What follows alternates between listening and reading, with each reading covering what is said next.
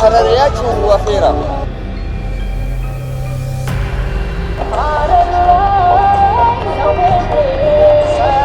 سلام حراري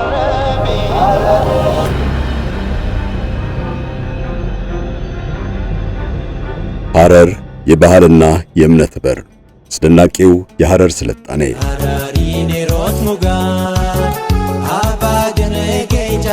ሐረር እምብርት ላይ የሚገኘው የጀጎል ግንብ ከ7ኛው እስከ 11ኛው ክፍለ ዘመን ባለው ጊዜ መካከል እንደተገነባ ይነገራል።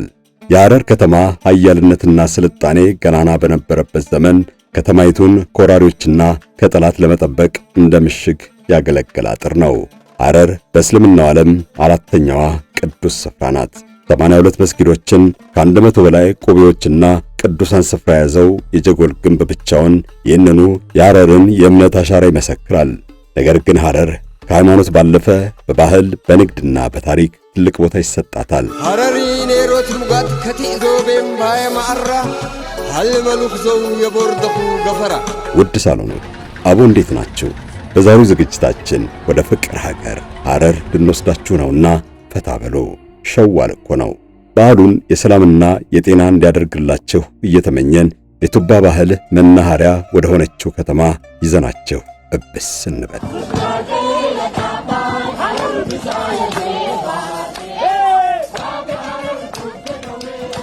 የተባበሩት መንግስታት የትምህርት የሳይንስና የባህል ድርጅት ዩኔስኮ ለሐረር የዓለም ቅርስነት ማዕረግ የሰጠበትን መመዘኛ ሲዘረዝር ጥንታዊ እስልምና ከሌላው ባህል ጋር ተሰባጥሮ ራሱን የቻለ ቅይጥ ያኗኗር ህብር ስለፈጠረባት መሆኑን ያስረዳል።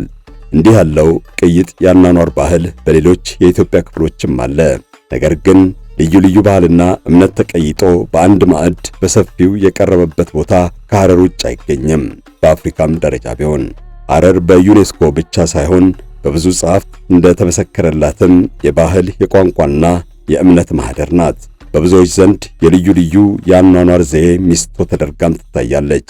በ100 ሜትር ርቀት የኦርቶዶክስ ቤተክርስቲያን፣ የሙስሊሞች መስጂድና የካቶሊክ ካቴድራል ተደርድረው ይታዩባታል። ክርስቲያን ሙስሊም ጎረቤቱና ወዳጅ ዘመዱን ላግዘ ብሎ የሚጾምባት ቀዬ ናት ሐረር። ሙስሊሙ ክርስቲያን ወገኑን ላስፈጥረ ብሎ መጋበዙ የተለመደ ነው። በተለይ በቅዱሱ የረመዳን ወር የሐረር ድባብ ፍጹም ይለያል። በአፍጥር ሰዓት የመስጂዶች አካባቢ የጀጎል መንገዶችና ገበያው ይደምቃል። የጾም ምሽት በአቶሮራና በዱዓን የሚያልፈው ዘመድ ወዳጅ ተጠራርቶ በአንድ ማዕድ ተሰባስቦ ጨዋታውና ሳቁ ደርቶ በደስታ የሚታለፍባቸው የረመዳን ምሽቶች በሙስሊሙ ብቻ ሳይሆን በክርስቲያኖችም ዘንድ አይረሱም።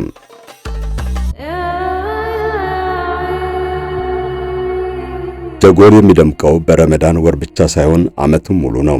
በተለይ በጁማ ቀናት በነጭ ጀለቢያና ጥምጣም የደመቁ በድሪያና ሂጃብ የፈኩ ምዕመናን መንገዶቿን ይሞሉታል። በጀጎል ጠባቡ መንገድ ሲጓዙ ከየቤቱ የሚወጣው ውብ መዓዛ የሞላው ዕጣን ጭስ ነው። የፈላና በር ግርግር፣ የኤረር በር ሁካታ፣ የፈረስ መጋላና የአንደኛ መንገድ ቀውጢ፣ የመጋላ ጉዶ ጭንቅንቅ በሐረሮች ዘንድ የሚናፈቅ የየዕለት ሕይወት ነው።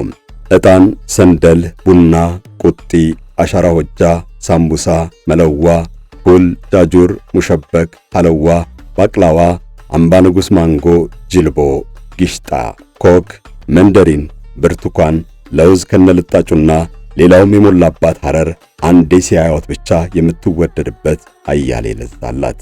የሸዋ በሩ ግርግር፣ የሲጋራ ተራ ድምቀት፣ የኮልኮሌ ተራ ጩኸት፣ የሰልባጅ ተራ ክርክር፣ የታይዋን ድርድር፣ ግቢ ገበያ፣ ጉዱራ ተራ፣ ካርቶን ተራ፣ መናኸሪያ፣ የቦቴ ቀወጣ፣ የጫት ተራ ገፊያ፣ የሸንኮራ የምሽት የእግር መንገድ፣ የአጂፕ ቢራ ሰፈር ነፋሻማ አየር፣ የቀላዳ አምባ ትዕይንት፣ የአራተኛ ዳገት። ሐረር በሁሉም አቅጣጫ ቢኬድ የሚታይ የከተማ ለዛ ያላቸው መንደሮችና አካባቢዎችን በጉያዋ ይዛለች።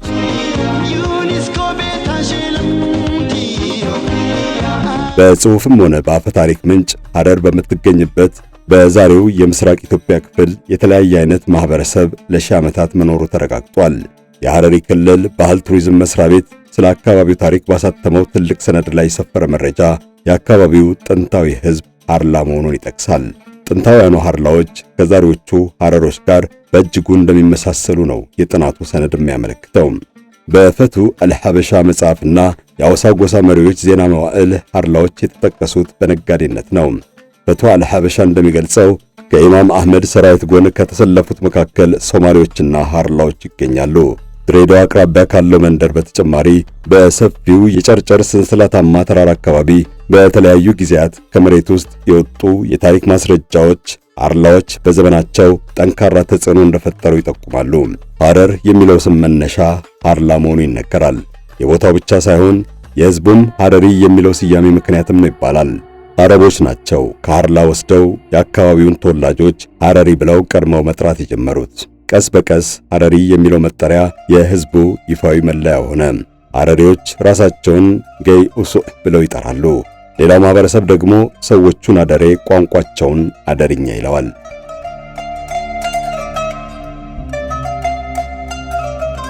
ሐረር ትልቅ የንግድና የባህል ማዕከል ሆና ከመገንባቷ ቀደም ብሎና ከዛም ወዲህ በዙሪያዋ የሰፈራ መንደሮች ነበሯት።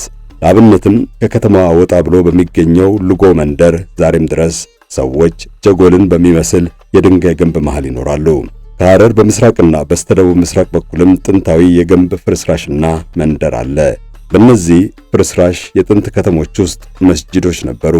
በጅግጅጋና ኑር አብዶሽ እንዲሁም በጭናክሰንና ጥቂት ኪሎ ሜትር ወጣ ብሎ መቃብርና የመንደሮች ፍርስራሽ ይታያል። ዩኔስኮ እንደ አውሮፓውያን አቆጣጠር በ2006 የዓለም ቅርስ ብሎ ዕውቅና የሰጣት ሐረር በኪነ ሕንፃ ውበትና በባህላዊ ቤት አሰራር አስደማሚ ከተማ ሆና እንዳገኛት ይጠቅሳል። 388 እርስ በርስ የሚገናኙ ጠባብ መንገዶች፣ በዙሪያው 5 በሮች፣ በአንዳንዱ ስፍራ እስከ 5 ሜትር የሚረዝም አጥር የከበበው ጀጎል ተጎብኝቶ የማይጠገብ ብዙ ባህልና ትውፊት የያዘ ራሱን የቻለ የከተማ ውስጥ ከተማ ነው። በእስልምና ሃይማኖት ትምህርት መዲናነትም ትታወቃለች። የቡና፣ የጫት፣ የፍራፍሬና የዕደ ጥበብ ውጤት መነጋገጃም ሆና አገልግላለች። ሐረር ጌጧ በሆነው ጀጎል ግንብ ትታወቃለች። በውስጡ ወደ 7 ቀበሌዎችን የያዘው ጀጎል ተቆጥሮ የማያልቅ ታሪክና ቅርስ ያጨቀ ልዩ የባህልና የአኗኗር ውበት ጎተራ ነው።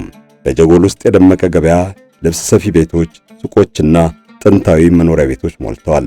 ከዶክ በር ተነስተን በቀኝ በኩል ጀጎልን ብንዞረው ሸዋ በር፣ ቡዳ በር፣ ተንጋ በር፣ ኤረር በር፣ ፈላና በርና በርበሬ በር ይገኛሉ። ከጀጎል ግንብ በተጨማሪም ከቅርብ ጊዜ ወዲህ በጅብ ትርኢትም ሐረር ትነሳለች። ሐረር ልክ ጥሩ ሰዓሊ እንደሰራት ንድፍ ታምራለች። በአንድ ቀን ተጎብኝታ የምታልቅ ትንሽ ከተማ ብትሆንም የተመለከታት ደጋግሞ የሚያዘወትራት ጥንታዊ የከተሜነት ስልጣኔ የፈነጠቀባት ስፍራ ናት። የሃይማኖት ስብጥሯና ባህሏም እጅግ ጥንታዊ መሠረት አለው። ወደ ድሬዳዋ 30 ኪሎ ሜትር ተጉዞ የደንጎጎ ቁልቁለት ሲወረድ ከመንገድ ወጣ ብሎ የተገኘው የሐርላ ጥንታዊ መንደር ቅሬትም የሐረርና የአካባቢዋን የቆየ ታሪክ ይመሰክራል።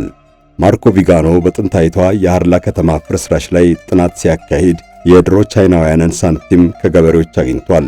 ገበሬዎቹ ሳንቲም ወርቆ ያነሱት ከእርሻቸው ላይ እንደሆነ ታሪክ ጸሐፊው ገልጿል።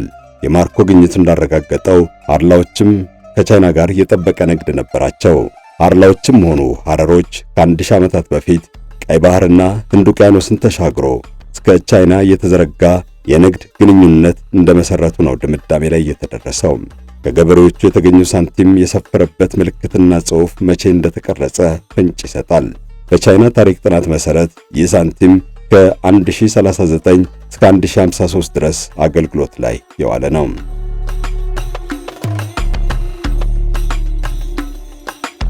ሐረር በተለያዩ የታሪክ መዛግብት የተጠቀሰችው ከ14ኛው ክፍለ ዘመን ጀምሮ ነው። ከ1314 እስከ 1344 በነገሰው በአፄ አምደ ጽዮን ዜና መዋዕል ላይ ሰፍራለች። የይፋቱ ሱልጣን አዳዲን ተተኪ በኢትዮጵያ አቆጣጠር በ1415 በንጉሥ ዳዊት ሲሸነፍ የግዛቱን ማዕከል ወደ ሐረር ደከር ማዛወሩ ተመልክቷል። ይህ የሥልጣን ማዕከል የሱልጣኑ ዋና መቀመጫ ሆኖ በእስክንድር ጦር እስከ ተደመሰሰበት 1479 ድረስ ቆይቷል። ሱልጣን አቡበከር ቢን መሐመድ ቢን አዝሃር አደዲን ኋላ የሃይማኖት ተፎካካሪው በነበረው አቦኝ ቢን አዲሽ ላይ በ1520 ድል እንደተቀዳጀ ሐረርን አዲስ የፖለቲካ ማዕከል አደረጋት። ከተማዋም ቀስ በቀስ ታሪካዊ እድገት በማሳየት የሙስሊሙ መንግስት የኢኮኖሚና የሃይማኖት ማዕከል ሆነች። አልፍሬድ ባርዴ፣ አርተር ራምቦና ጁሊስ ቦሬሊን የመሳሰሉ ጸሐፍትም ስለ ሐረር ታሪክ ከትበዋል። ወደ ሐረር የመጣው የመጀመሪያው አውሮፓዊ የፈረንሳዩ ነጋዴ አልፍሬድ ባርዴ ነው። ጉዞውን ወደ ሐረር ከማድረጉ በፊት መኖሪያው የመን አደን ነበር። ስለ ሐረር ኪነ ሕንጻ ጥበብ፣ ስለ ንግድ እንቅስቃሴዋ፣ ስለ አልባሳትና ጌጣጌጥ አሰራር፣ ስለ ሃይማኖት፣ ስለ ሕዝቧ ታሪክና ባህል በዝርዝር ጽፏል። ሐረር በግብፃውያን ከመወረሯ በፊት ከ1500 እስከ 1875 ድረስ የተፈራረቁባትን አሚሮች ዘርዝሯል። ለአገሩ ልጅ አርተር ራምቦ ሐረርን በ1880 ገደማ አስተዋወቃት። ሐረርን ሕያው ቤተ መዘክር ይሏታል። የሚታየው ነገር ሁሉ የሚጎበኝ ነው። በከተማዋና ዙሪያዋ ያለው ማህበራዊ መስተጋበር ልዩ ቅልቅልና ውህደት ፈጥሯል። ለዚህ ነው ሰዓሊ የሰራት ንድፍ ያልናት። ሐጂ ረሺድ የባህል ሕክምና አባት እንቁላል ቤት የሚባለው የጠፋ ዕቃ ማፈላለጊያ፣ የአባዬ ሾርባ፣ የቄራ ሚንጮ፣ የኤረር በር ሸንኮራና ማንጎ፣ ጅልቦና ወሽመላ ጣዕም ከምላስ አይጠፋም። ሐጂ ቦምባ ሲኒማ ለረጅም ዘመን የህንድና የአሜሪካ ፊልሞች አስኮምኩሟል። ራስ መኮንን አዳራሽ ከማርሽ ባንድ እስከ ድራማ ቀርቦበታል። የመድኃኔ ዓለም ቤተ ክርስቲያን የፈረስ መጋላ ግርማ ሞገስ ናት። ከጁማ መስጂድ የሚወጣው የአዛን ጥሪ በሐረር ዙሪያ በሰፊው ያስተጋባል። የካቶሊክ ቤተ ክርስቲያን ፈቅ እንዳሉ የአርተር ራምቦ ቤት ወክማ ከነ ሙዚየሙ ወረድ ሲሉ መገስ ጋር ከዛም በኤረር በር ወጥተው አብዳል መስጂድ ሊጎበኙ ከሚገባቸው ቅርሳ ቅርስ መሃል ጥቂቶቹ ናቸው። ገንደ ፌሮ፣ አስታራቂ መንገድ፣ ጃጉላ ሆስፒታል፣ መጋላ ጉዶ፣ የሻባድር መቃብር፣ መድረሳ፣ አንደኛ መንገድ፣ የጀጎል ጠጅ ቤቶች፣ ሳምሶን ጭፈራ ቤት፣ ሱጉያ ተራ፣ ኪሲሞ ተራ፣ ቪዲዮ ቤት ሁሉ በግንቡ አጥርና ዙሪያው ህብራዊ ቀለም ረጭቷል።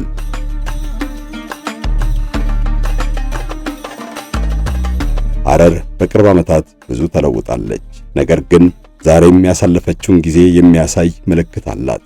ለምሳሌ ሐጂ ቦምባ ሲኒማ ቤት መጋዘን ቢሆንም ፊልም ያዩበት አይረሱትም።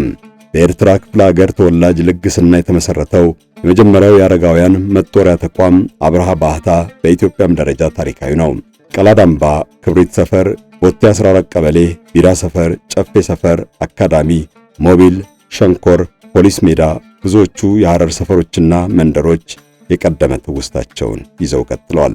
ዝነኛው የእግር ኳስ ተጫዋችና አሰልጣኝ ሚሊዮን ዱባለ፣ የቢልሃርዚያ ተመራማሪው ፕሮፌሰር አክሊሉ ለማ፣ ምጡቁ ገጣሚና ሳሊ ገብረ ክርስቶስ ደስታ፣ ደማሙ ብዕረኛ መንግስቱ ለማ፣ ሙዚቀኛ ሃይማኖት ግርማ፣ ጋዜጠኛ አበበ ፈለቀ፣ ፍስሐ ተገኝና ምስጋናው ታደሰ፣ የብዙሃን መገናኛ ባለሙያው ሰይፉ ፋንታውን፣ ከያኔ አለማየሁ ታደሰ በብዙ መንገድ የሐረርን ስም ያስነሱ ስመጥር ሰዎች ናቸው።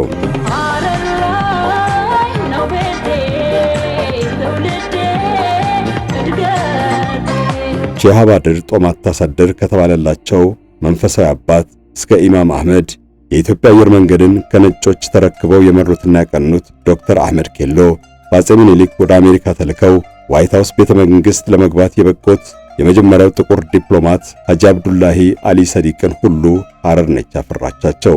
ሐረር የሐረሪ ብሔራዊ ክልል አስተዳደር መቀመጫ ናት። በረጅም ታሪኳ ግን የብዙ መንግስታት መዲና እንደነበረች ማስታወስ ያስፈልጋል። የሐረርጌ ግዛትም ማዕከል ሆና አገልግላለች።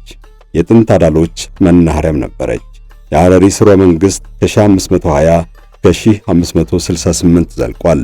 በ17ኛው ክፍለ ዘመን ራሱን የቻለ የአሚር አስተዳደር መስርቷል። ግብጾችም ወረው ይዘዋት አስተዳድረዋታል። እምዬ ምኒልክ ናቸው በ1887 ወደ ማዕከላዊው የኢትዮጵያ መንግሥት የቀላቀሏት።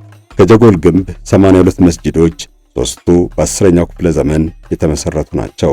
ከአንድ ሺህ ዓመት የበለጠ ዕድሜ ያስቆጠሩ ጥንታዊ መስጂዶች መገኛ ናት። 102 ቁቢዎች ወይም ቅዱስ ስፍራዎችም አሏት። ከአዲስ አበባ በ525 ኪሎ ሜትር ርቀት ላይ የምትገኘው ሐረር አያሌ የሚጎበኝ ጥንታዊ የስልጣኔ አሻራ አርፎባታል። ከሸዋ እስከ ዘይላ ወደብ ድረስ ቢፈተሽ ሐረር በዘመኗ ኃያል ሥርወ መንግሥት ነበራት። ኃያሎቹ የአዳል ነገሥታት ናቸው በዚያ ወቅት የተፈራረቁት። የሐረር አሚሮችና መሳፍንት ራቅ ያሉ አካባቢዎችንም አስተዳድረዋል።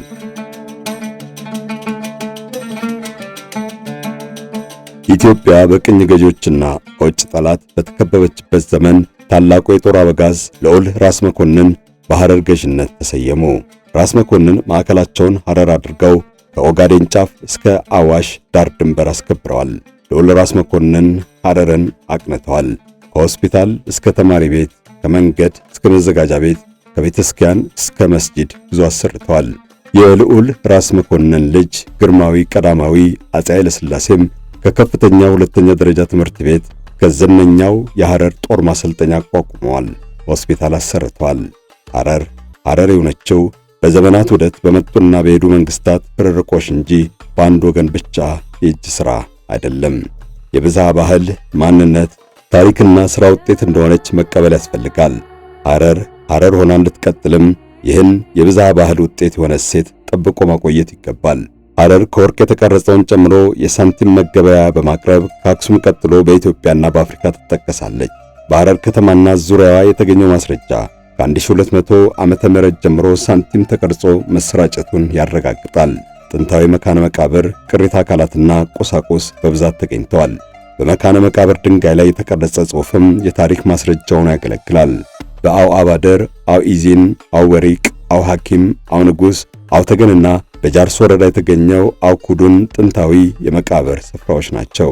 አለማያ አቅራቢያ እንዲሁም ደቡብና ምስራቅ ባቲም የቀብር ቦታዎች አሉ። ኤሚል ፋውሸር በ1980ዎቹ ጥናት ሲያካሂድ የሐረርን መስጂዶችና ቅዱሳን ቦታዎች የተሟላ ስም ለመዘርዘር ሞክሯል። 235 ገደማ አድባራት ማለትም ቆቢ ወይም አዋች ቢያሰፍርም ከዛም በላይ እንደሚኖሩ ያለውን ግምት አስቀምጧል። ይህ ጥናቱ እስልምና ከሐረር በመነሳት በሐረርጌ መስፋፋቱን እንዳረጋገጠለት ጠቅሷል። በተለይም የሐረርጌ ኦሮሞዎች እስልምናን ከሐረር ከተማ እንደወረሱ መስክሯል። ሐረር በኢድ አልፈጥር ሰሞን ትደምቃለች። በሳምንቱ የሚከበረው ሸዋል ኢድ ደግሞ የውብ ባህሏ ነጸብራቅ ነው። በእርግጥ ሐረር ብዙ መንፈሳዊና ባህላዊ ክብረ በዓላት አላት። የገንፎ በዓል ሲከበር ክርስቲያኑ ጭምር በየቁቢው ዱቄት አዋጥቶ ተካፍሎ የሚበላበት ትዕይንት አይረሳም። ሰው ብቻ ሳይሆን ጅቡም ገንፎ ቀርቦለት ሲመገብ ማየት እንዴት ያስደንቃል። ሐረር ሙስሊሞች ለአረፋ፣ ለረመዳን፣ ለሸዋል ጉብኝት ሰዎች የሚሰባሰቡባት ከተማ ናት። ክርስቲያኖችም ቁልቢ ገብርኤልን ለማንገስና አሰቦት ገዳምን ለመሳለም ሲሄዱ አያልፏትም። መልካም በዓል። ሰላም ለሁላችን። አየ